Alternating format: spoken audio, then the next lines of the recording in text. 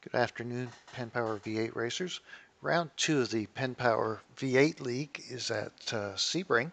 That's located in Florida in the USA. This track is concrete, so it's a different surface that we've been racing on so far this year. And we have the new tire model, which obviously is going to change things a little bit. So we really don't have a reference to how fast we're going. But based on last year's time, the lap you're about to see is about 1 second off of my personal best, and the conditions were slightly different. The track's 3.7 miles long. There's 17 corners, 62 pit stalls. We're testing in late afternoon in a mostly cloudy condition, 75 degrees Fahrenheit, 79% or 79 degrees on the track, with the winds northeast at 8 miles per hour. And we are testing with a high track usage of 80%, similar to what we're going to see during our league sessions. So we're going to go through the lap as always, corner by corner. And Sebring's a little bit unusual in that you've got a lot of choices here. There's 3 or 4 corners where you have your choice of entry and exit just because of the width of the track and different lines that people can take. So we're going to go through the lap, as I said, corner by corner, and then we'll do a complete uninterrupted lap.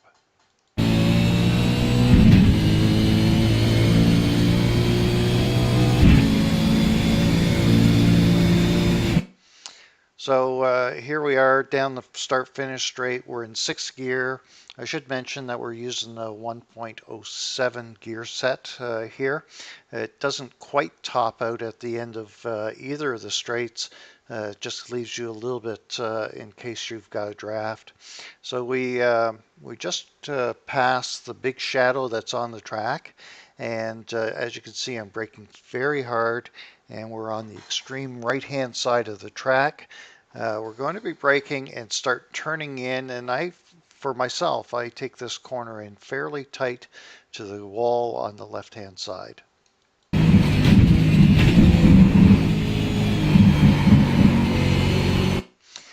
So here we're still very tight to the inside. It's important that you don't go too far outside here because if you get onto the rumble strip, the car turns around very, very easily.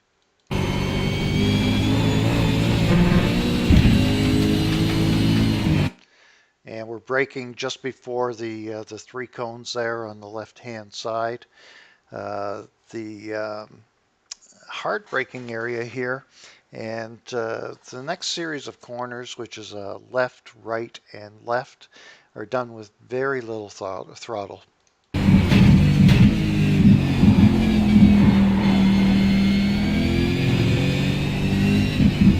Big lift in here. So in here, it's important not to use too much throttle because the car will want to push out, understeer to the right. You can position yourself a little better than I'm positioned here right now, a little bit farther to the right, and try and straighten this corner out a little bit.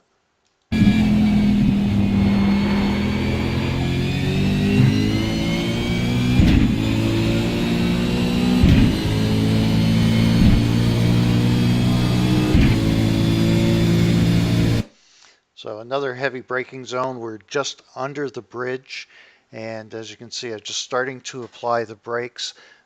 Very heavy braking zone, and we're going to downshift all the way to 1st gear on this particular corner.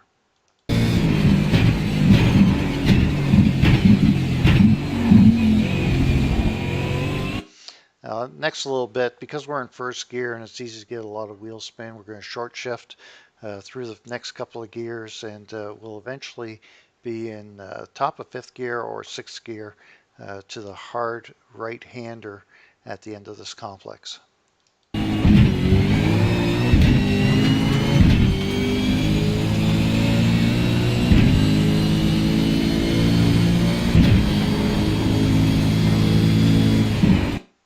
So again, we're coming up to the hard right-hander.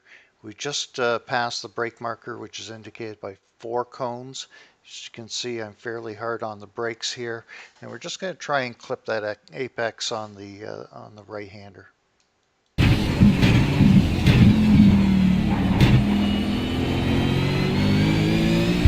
That was second gear. We've already upshifted to third here. Keep it in fairly tight. Be careful not to give it too much gas because you can get a fair amount of wheel spin and the back end can come around on you.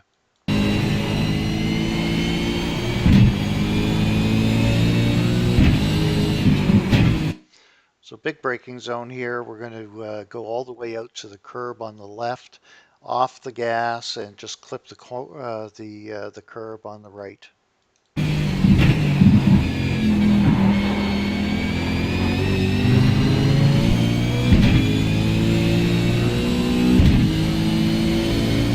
So this section here, very, very fast. Just basically a slight lift and catch the curb on the left-hand side here. Keep on the power, clip the curb again on the left. In fact, might even cut it a little bit. Be careful because if you cut too much, you're going to get a 1X. But you can carry a fair amount of speed in this section. Don't be scared to try that.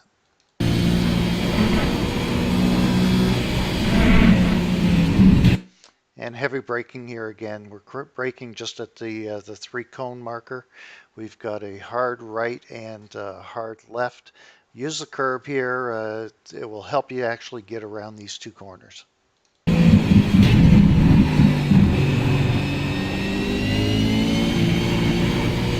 Now we're going to swing out a little bit here, actually off the track to the left, and try and set us up for this 90 right onto the back straight.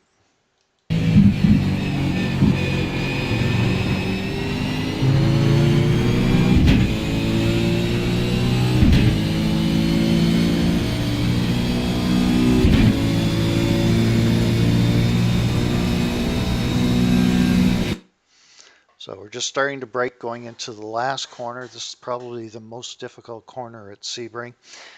You've got as many choices of lines through this corner as there are letters in the alphabet. You can go out wide and then try and cut it in. You can come in tight and try and keep it tight all the way around.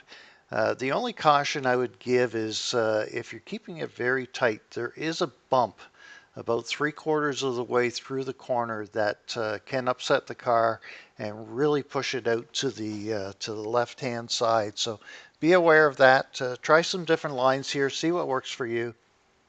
As I say, it's fairly heavy braking, and we're going to modulate the throttle through the corner and try and get through it.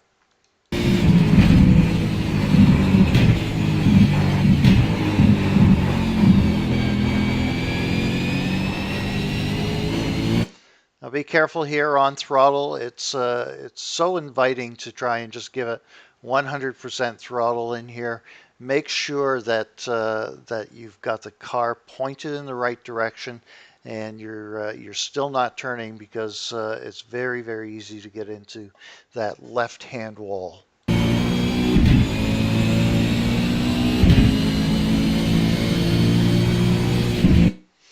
So there you have a lap at Sebring. That was a 2:03.315.